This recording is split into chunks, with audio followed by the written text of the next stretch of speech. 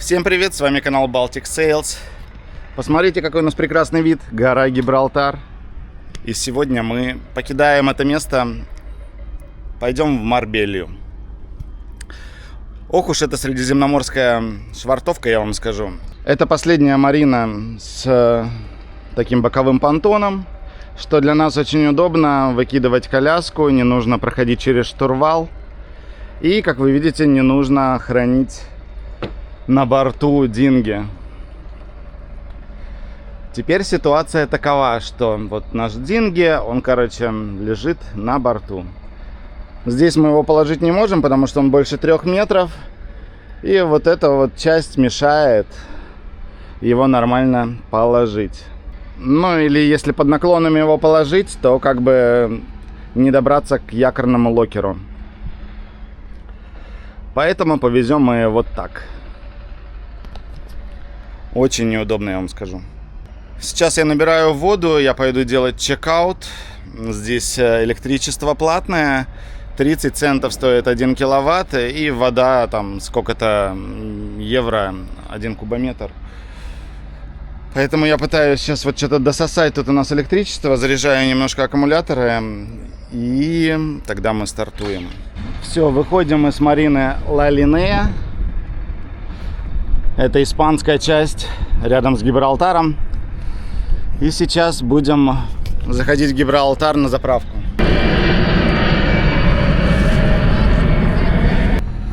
Все, мы заправились. Вон там Кепса заправка. Сейчас я пытаюсь обойти гору Гибралтар. Как вы видите, здесь много разных судов на якоре стоит, поэтому их нужно оплывать.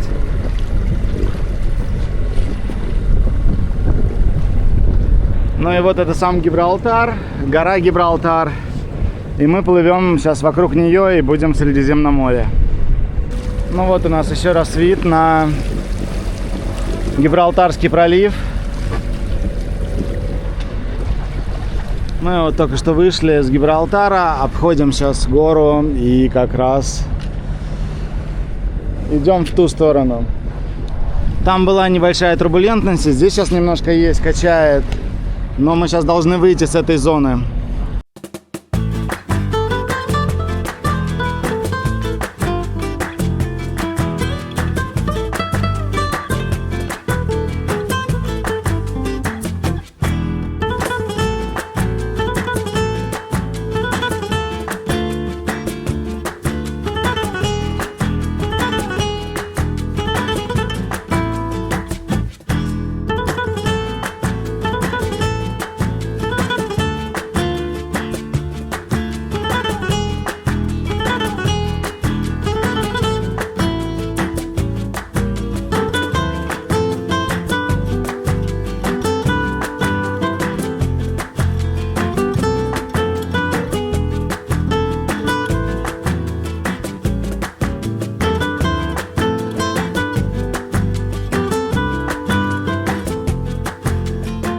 Ну вот мы уже подходим к берегу Марбеллы.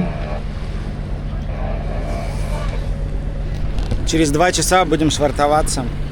Больше, чем первая половина пути была такая довольно-таки непростая. Вроде как нормально вышли, обошли гору.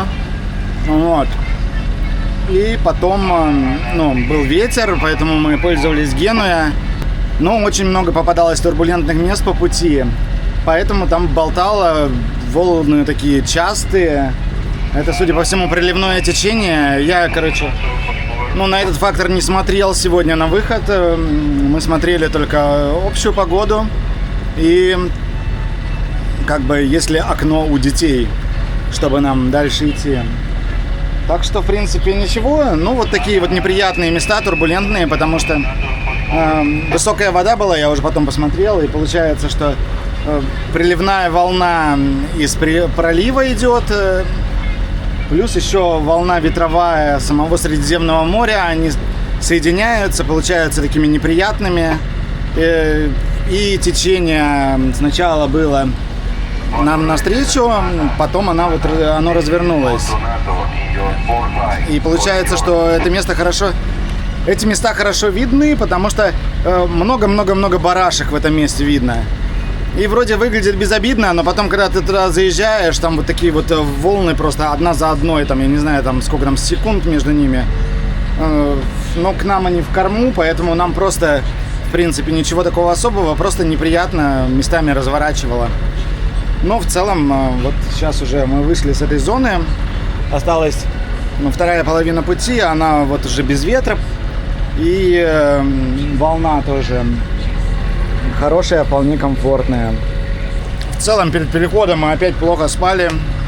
Один ребенок просыпался ночью, второй ребенок тоже просыпался ночью. Рано встали, но потом один ребенок заснул, поэтому мы никуда уже не торопились, естественно. Ну и вышли где-то в 12 часу. При этом нам нужно было заехать на заправку в Гибралтар. Мы заправились, на что тоже ушло время. И уже с большим опозданием мы вышли на наш путь до Марбельи. При 5 узлах хода этот переход был бы 7 часов. Но нам повезло немного, потому что, во-первых, вот течение развернулось, оно нам помогает сейчас. И ветер был еще больше половины пути. 16 узлов, поэтому мы, так вот семерочку держали хорошо, 7 узлов скорость была. И поэтому мы все-таки успеваем и перейдем в Марино до заката. А солнце сейчас уже заходит довольно-таки рано, в 6 часов вечера.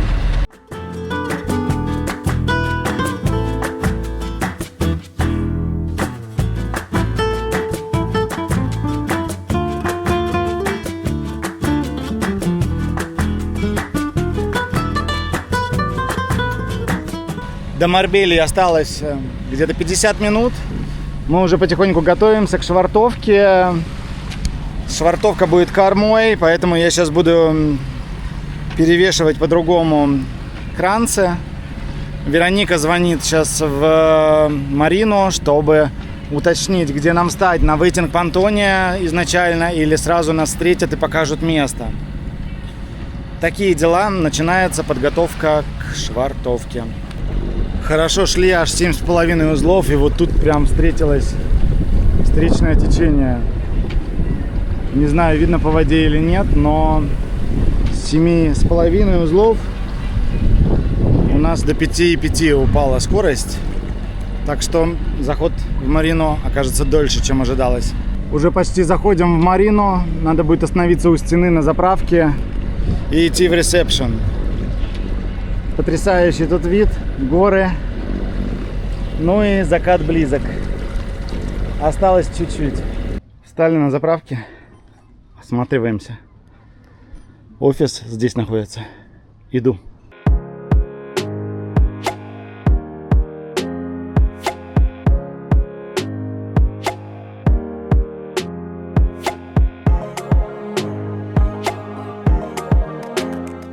Получили место, 27 евро будет нам стоить, потому что для наших лодок заняты все места для нашего размера. Нам стоило бы 18 евро, а в данной ситуации нам будет стоить 27 евро, потому что мы встали, где 15-метровые лодки стоят. Ну вот здесь что я могу показать? Вот да здравствует Средиземное море. Вот такое вот говно вот теперь постоянно надо вытаскивать. Муринг. Ну и как бы вот, я не знаю, 15-метровая лодка здесь как будто не влезла бы. Потому что у нас 3,95 ширина. А если на 15-метровая, должна быть хотя бы 4,5. Ну и думаю, завтра уже буду здесь тогда отмывать все, потому что, так себе. Грязно очень, конечно. Веревка грязная сильно. Ну что ж, мы стоим, вот переночевали здесь в Марбелье, Марине. Ну и вчера не смогли сходить погулять, потому что ситуация такая, что здесь понтон достаточно высокий. И сейчас прилив, поэтому как бы он пониже выглядит. Но на отливе там вообще нужно карабкаться тогда на землю, и непонятно, как это с детьми делать. У нас есть трап, но тогда он под большим углом снизу вверх, идет. тоже непонятно, что с этим делать.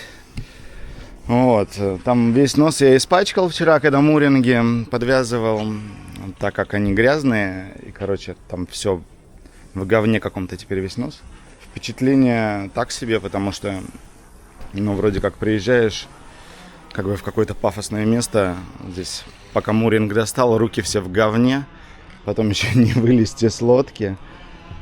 И мы бронировали это место заранее. Нам забронировали место, сказали, что оно вас будет ждать. Спросили, какой у нас размер, сказали, сколько будет стоить. Но когда мы приплыли и пришвартовались, нам сказали, что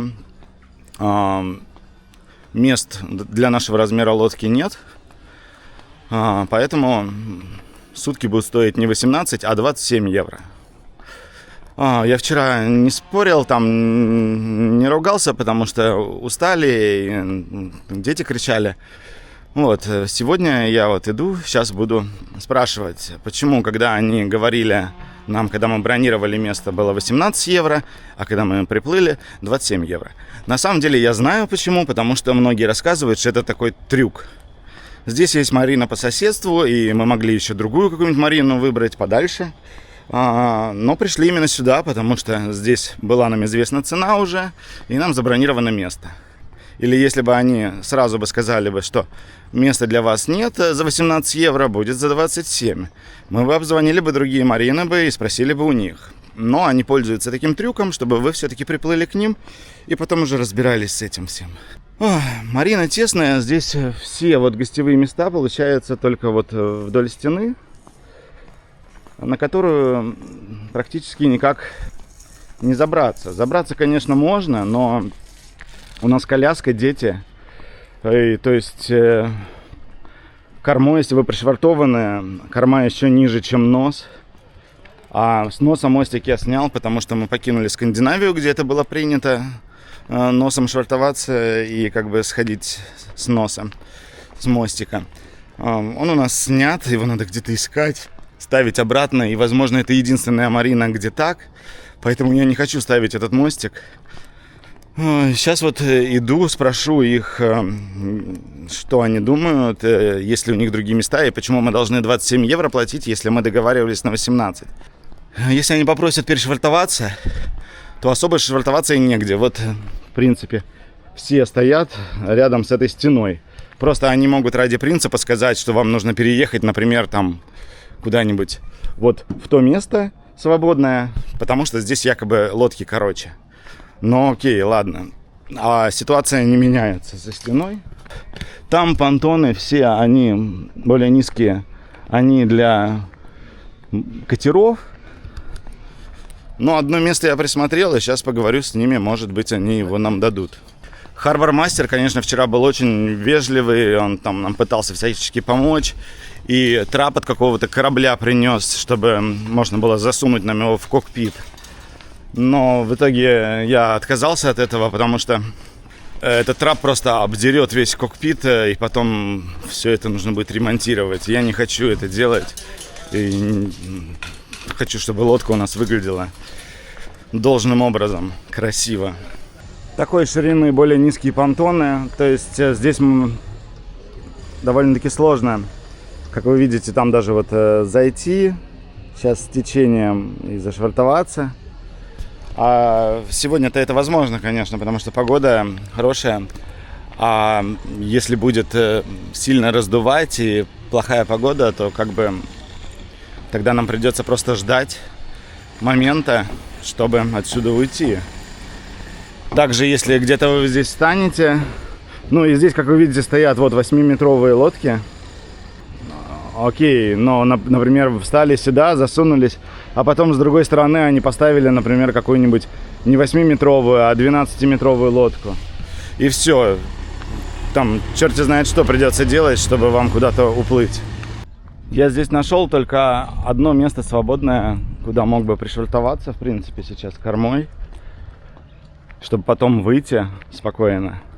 Это как бы вот как раз отсюда можно зайти вот сюда. Но, возможно, это какое-то коммерческое место, и оно занято.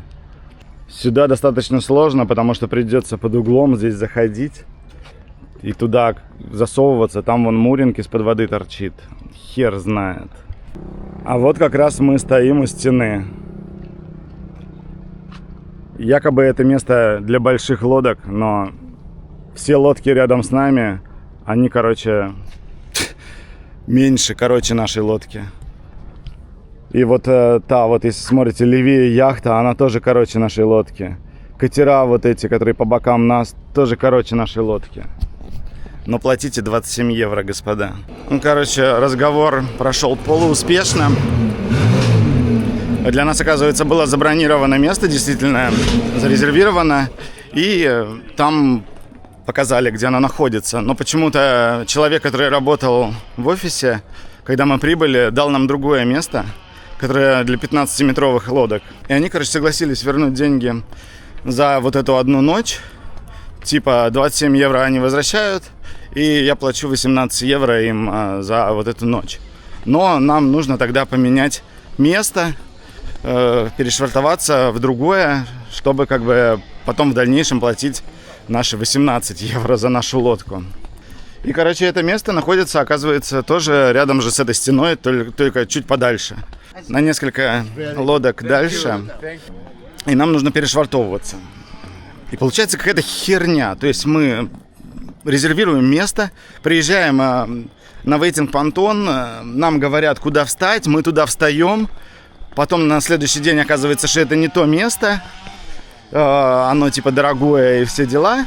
И нам нужно перешвартовываться. Но проблема в том, что перешвартовываться сейчас некуда, потому что то место, которое зарезервировано для нас, оно занято другим человеком. И мы должны ждать, когда они покинут. Сегодня когда-то они должны уплыть якобы. Вот, мы должны ждать и потом перешвартовываться. Мы вчера не вышли в город. Сегодня, если перешвартовываться, тоже нужно ждать, когда это место освободится, когда удобно будет тому человеку, который стоит на нашем месте. Вот, перешвартовываться туда. Потом нам нужно укладывать детей спать. И финита ля комедия, День закончен. И наше зарезервированное место должно было быть где-то вот здесь, в углу. А здесь даже наступить некуда. Вообще хрен вылезешь, с лодки. Чтобы вы понимали об условиях, это херня тут, а не Марина. Ну вот, походу, наше место. И вот как надо было бы вылазить. Кстати, та часть понтона еще выше. Видите, вот горочка идет. И она еще выше. Сейчас полная вода, а когда вода уходит, еще где-то на полметра, ниже становится уровень воды. Ой, Марбелла. Выбрались все-таки в город. Идем сейчас гулять. Вероника злая, потому что у нее получилось вылезти с лодки, но не получилось обратно вернуться. А сейчас еще где-то на полметра вода сядет и будет еще выше. Ну и, она сказала, что она обратно не залезет. И маринеру пришлось, искать доску, чтобы вернуться на лодку. Доска у нас теперь есть. Мы вот собрали детей. Идем гулять. Ну, конечно, совсем неудобная Марина, если вы с детьми. Потому что... А если вы без детей и хотите просто вечером в ресторане, набубениться, напиться и обратно возвращаться, то, вы обратно не возвратитесь. Вы просто упадете между этим всем делом, между вашей лодкой, Ну да, в говно я бы не залез бы уже, наверное. Да какое в говно? Ты даже в полу говно уже не залезешь. Еще прибавь вечер, темноту, я вообще не представляю. Я не видела, где там подсветка, если вечером есть, Есть подсветка. Но рядом с нашей лодкой просто не работает. Ну, такие дела. Сейчас идем, надо будет заплатить еще за одну ночь. Мне лучше не суваться, потому что, у меня знаете, этот Slavic face, лицо славянской внешности, когда недовольная, там прям, очень сильно все считывается. Но это вообще жесть, а не место. Просто, ребята. Но удивительно, как в таком пафосном городе Марина такая неудобная, вообще просто маленькая, неудобная, тесная. Ну ладно. Судя по всему, здесь не хочется, долго стоять. Знаете, что меня радует? меня вообще очень сильно потешит. Я выставила в Инстаграме, короче, там пост. Я в телеге тоже накатаю. И там, вот знаете, у меня люди, у которых есть права на лодку, да? Права, короче, на лодку. И даже те, которые сдавали, ну, получали, значит, лицензию на вождение в Средиземном море, мне пишут: ой, ну там это. И, значит, одна девушка мне там прислала, кстати, даже пункты, как правильно швартоваться. Типа, мы плохо пришвартовались. И вот мне пишут, что, ой, ну все же швартуются там в Средиземном. Мы проходили, вот мы получали права, мы где только не швартовались, где только не швартовались. Вы швартовались с инструктором, да, который знает все эти марины.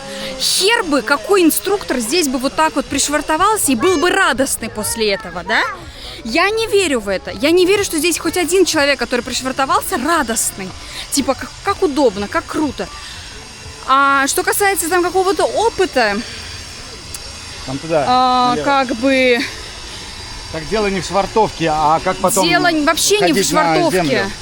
Дело вообще не в швартовке. Дело в том, что, ну, не сойти просто на берег. Ну, точнее, вот в моем случае я сошла и не смогла обратно залезть. Зашли, в общем, с Вероникой оплатить ночь следующую. И еще и Вероника с ними, короче, переругалась. Так что... Ну, а что? Они пользуются тем, что вариантов других нет. Она услышала, что я сказал, что вот место, которое было зарезервировано, которое якобы нужно ждать, его сейчас освободят скоро, и надо перешвартоваться туда. Оно еще на 1,5 метра выше, понтон, и там вообще не за что даже зацепиться, чтобы слезть с лодки. На яхтах там парусных швартуются носом и с носа слазят. Но нам особо с носа не послазишь так с детьми, вот с такой вот коляской. Поэтому я сказал, что нам не подойдет такое место, мы никуда не сможем выйти. И она, как бы, когда это услышала, потом, короче, сказала, что и за первую ночь мы тоже не будем пересчитывать. За их ошибку. Я бы сказала по-русски. А у нас прекрасный город Марбелья. А там, видите, на горизонте виден Гибралтар. Это гора Гибралтар. Вове нравится, когда я ворчу, мне кажется. Я сейчас рассказывала, что мы, короче, пришли с компанией, со всей вот этой вот, да. И, значит, что в итоге мы имеем? Ну, мало того, что здесь с понтонами все понятно, да, мы это разобрали. Значит, мало того, что нам наврали о цене. Нам, короче, здесь никак не вылезти. Нас еще и, короче, не на правильную дату записали. То есть это получается, она мне говорит, вы записались на 17, сегодня 19, звонила я вчера. То есть по их логике я звоню и такая: здрасте, можно мне, пожалуйста, место на вчера забронировать? То есть, ну, и на доске у них написано, что ночь, на одну ночь 17-го, а я звонила 18-го.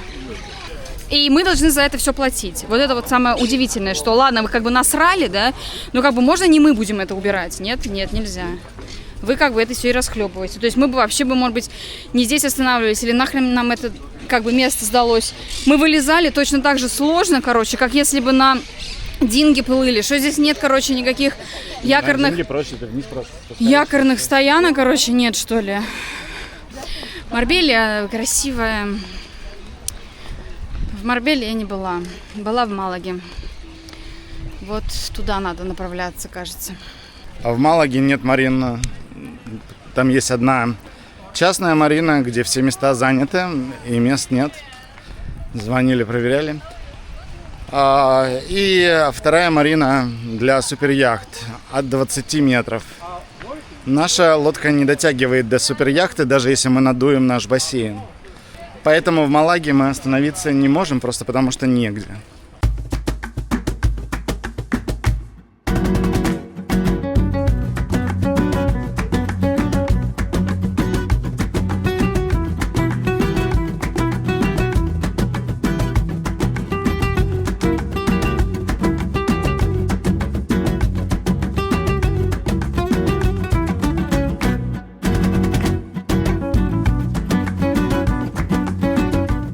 Собственно говоря, гуляем и понимаем, что мы находимся уже в Средиземном море. Посмотрите, какая красота, какая прозрачная вода. Это Марбелья. Кто-то скажет, конечно же, что это не Средиземное море. И будет в каком-то роде прав. Потому что по факту это Альбараново море. Средиземное море состоит из кучи разных морей. Там, если посмотреть на регион Средиземноморья, там куда палку не вставь, там какое-то море другое находится. И, короче, их здесь десятки разных морей. Но будем считать, что мы в Средиземном море. Потому что даже когда карту продают на Вионикс или на Чартплоттер, там этот регион называется Средиземное море. Поэтому, если мы говорим Средиземное море, ну, поймите нас правильно. Мы говорим в целом Средиземное море. Но в данный момент это Альбараново море. Посмотрите. Альбараново, Средиземное море. Вероника подкинула тут идею, что это может быть не Альбараново море, а Альбаранское море. Как это склоняется, точно я не уверен, но выберите, короче, правильный вариант, который вам подходит. Поэтому, если вы хотите пересечь дофигища морей разных, вам нужно приплывать в Средиземное море. Здесь это возможно. Здесь с нашей Мариной буквально 10 минут ходьбы. И следующая Марина, она более просторная. Но вот Вероника звонила вчера, сказали, что места вообще нет. Мы сейчас идем вот так вот устно поговорить с ними. Не появилось ли у них место хорошее. Потому что, ну, так-то мы долго стоять, наверное, не будем. А вот если сюда нас возьмут... О, здесь даже катамараны уже стоят, смотри. Марина намного просторнее. Может быть, мы завтра перейдем сюда. Посмотрим. Если решим еще здесь постоять. А постоять здесь в целом мы хотели, потому что, ну, хотелось посмотреть на Марбелью подробнее. Пожить здесь чуть-чуть, хотя бы недельку. И у Вероники были планы. А если у Вероники были планы, то и у меня тоже. Как бы это наши общие планы. Вакцинировать детей. Потому что им нужна вторая прививка или третья, какая там. А мы не в Эстонии в данный момент.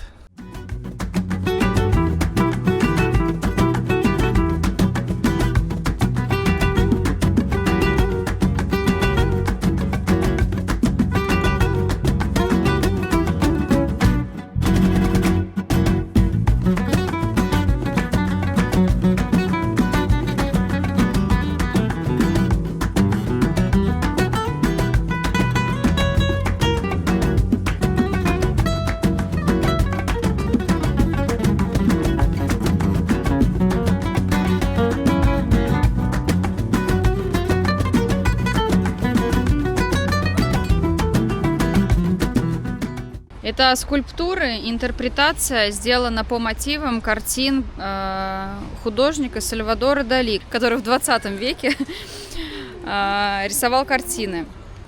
Он, значит, был другом и учеником Пабло Пикассо, родился в Испании. И на самом деле он относительно недавно умер, в 89 году. И когда-то я очень интересовалась его творчеством, потому что он максимально наркоманские картины рисовал. Вот, допустим, здесь изображена сама Гала. Гала — это его муза.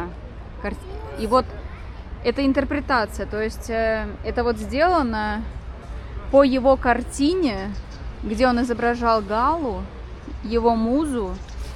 Вообще, конечно, Гала — это обычная Галя, но мы об этом никому не скажем. Вот. В 89-м он умер. 23 января, кстати. Такие вот подробности знаю о нем. Вот, и здесь некоторые его интерпретации, его картин и скульптур. Кто смотрел, есть фильм про Сальвадора Дали. Там такая немножечко чокнутая Гала. Очень интересные там отрывки в фильме можно найти. А родился и учился он в Испании. Сначала у Пабло Пикассо, а потом он его переплюнул по наркоманскому стилю. Я даже, если честно, уже не помню, что это за стиль. Такая какая-то... Как это называется? Чтобы вы понимали степень его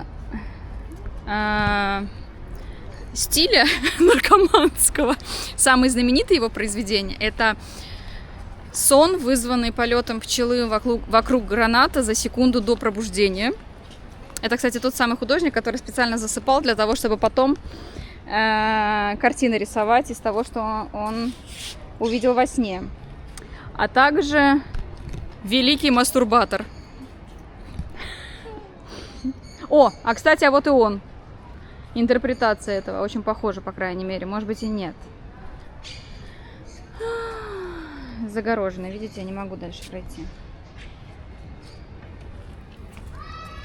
Ну вот такая вот история. И когда-то я очень интересовалась его творчеством, поэтому было интересно глянуть, что же тут местные сделали. Он на самом деле абсолютно никакого отношения не имеет к этому городу, потому что он родился и умер в маленьком городочке. Я, честно, уже не помню, как он называется, но он достаточно далеко от моря. Так что вот такая вот история. Вставочка вам маленькая. Домой идем. Забрался.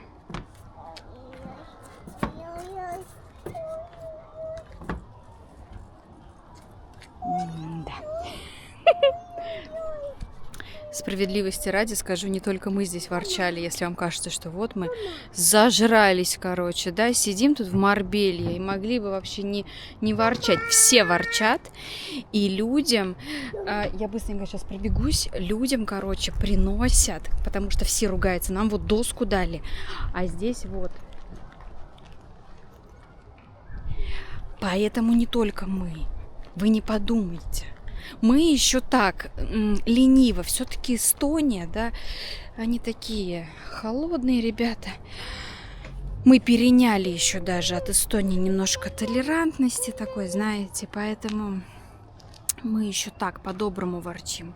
Ну что ж, у нас сегодня новый солнечный день в Марбелье, и к нам пришли гости. Привет, ребят! Если что, я из Эстонии тоже. Кто знает, тот знает. Я думаю, много кто нас смотрит, знает. Давайте, ребята, всем этого привет человека. с теплой Испании, самого юга. Да, мы познакомились когда-то давным-давно, еще в детстве в Соломяе, откуда мы оба и родом, и где там, по-моему, в качалке, короче. Было, да. Качалка такая, в подвал куда-то ходить надо было. Там какой-то металл лежал, и вот люди ходили. Много лет не виделись, но теперь Володя говорит, а я к тебе приеду скоро. Ну, ехал не скоро, правда. 3 года. 3 года. Но я его дождался, сидел вот там вот на порту, на берегу и ждал. Я дождался. Я даже больше скажу, мы потом, когда обойдем Средиземное море, мы пойдем обратно тоже через Марбелью. И можно будет, как раз дети подрастут, лет через 10. Я шучу, не через 10, конечно. Но вот было предложение подняться на эту гору. На самый пик, да. Да, пока нам детей некуда деть, а потом с детьми они никак не поднимешься. будут повзрослее, а может быть их кому-то отдать здесь можно будет. Какую-то нянечку взять, чтобы на сутки. И тогда можно будет подняться. Там шикарно, я тебе говорю, это огромное впечатление, если туда. Это Ла-Конча, она 1240 метров примерно, но вид оттуда, ребята, от Гибралтара до Фунхерола туда видно. То есть обзор, а в хорошую погоду Африка. Побережье прям. Ну вот на обратном пути глянем. Давай, договорились. Нет, вообще с удовольствием. О, сейчас мы вас развлечем. Развлекательный контент. Так. Погнали. На, держи. На, положи себе в сумку. Держи ребенка. Давай ручку.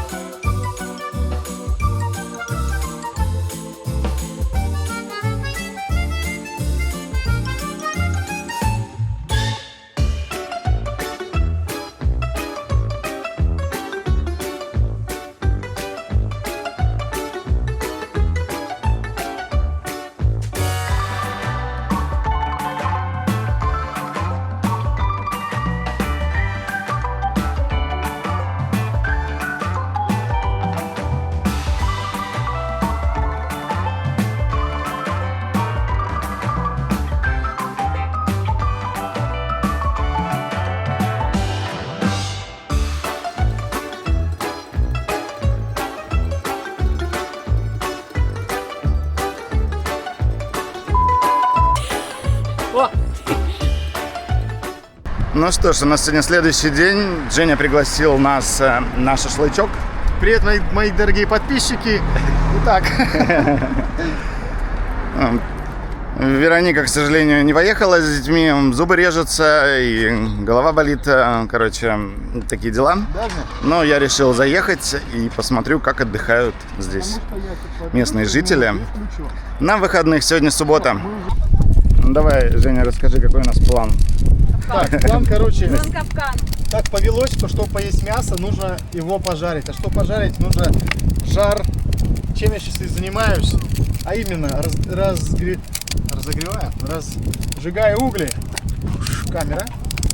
Это такой специальный шашлычный парк. Там озеро, лебеди, утки. Вот там детские площадки есть, если кто-то хочет поиграть. Там собачьи площадки. Такая большая территория отдыха. Вот там вот собачья площадка. Есть там, Да. Вот открыт. А в Эстонии Летом он снег. закрыт. А в Эстонии снег, да? Да, там снег по А мы, колено. смотрите, покажи. Шорты зимние, еще есть шорты летние. Всё. Там еще доставить. Это хороший уже, да? Первая партия пошла. Хороший. Там что дожарится. Посаждить? Давай. Кто жарил? Кто? Давай, соскребем его. Кто этот человек? Этот человек с большим ножом. Так. Дай бог здоровья этому поросенку, который отдал жизнь, чтобы накормить нас. Это чудесный день. Следующая партия пошла.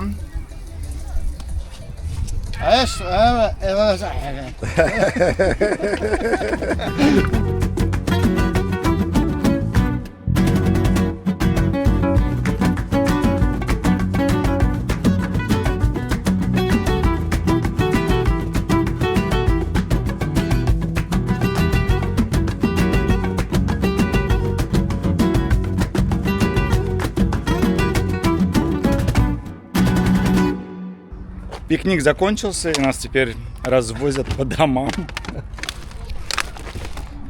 Это правда, пацаны, это правда. Заехал к Жене в гости. Он расскажет сейчас, как он тут живет в Испании. Да, немножко отличие от селомянских дворов. Вот мой дом, в котором я живу. И двор. Это мой двор. Бассейн, чуть ниже там детские площадки. Вообще по району 6 бассейнов. Там чуть выше и чуть ниже. То что хочешь купайся. Сейчас испанцы не купаются. Я тоже как-то су немного уже. Обеспанился. Так, пожалуйста. Вот так. Завидуйте молча, господа. А сейчас просто зима, чтобы вы понимали. Красота. Подъезд у нас какой в доме. Фонтаны сними и пальмы на заднем плане. А, тут фонтаны еще, кстати, есть, да. Здорово. Ну вот и подошло время покидать Марбелью. Хотелось бы поблагодарить Женю за такой гостеприимный прием, шашлычок и все дела. Он нам показал тут все, что интересного есть в Марбелье. Как-нибудь еще заедем и еще раз погуляем. Вот, а пока собираемся, сейчас я прогреваю мотор. И мы отправляемся дальше в путь. Вообще нам некуда было отправляться, потому что здесь Средиземки так, что недостаточно, чтобы была погода достойная, чтобы плыть. Но здесь еще должно быть место в следующей марине, куда вас примут. Поэтому приходится заранее звонить. Вчера звонили, нигде мест не было. Сегодня вот с утра позвонили и сказали, что одно место есть. Мы его вроде как забронировали. Приплывем, посмотрим. Но не хотелось бы, конечно, на якоре. Сейчас там бывает ночами там 10 градусов, довольно-таки холодно. Марина, куда мы сейчас направляемся, достаточно интересная. Но это вы все увидите в следующем видео. Всем пока, до свидания, до новых встреч. Подписывайтесь на канал, ставьте лайки. А телеграм-канал тоже не забывайте. Всем пока.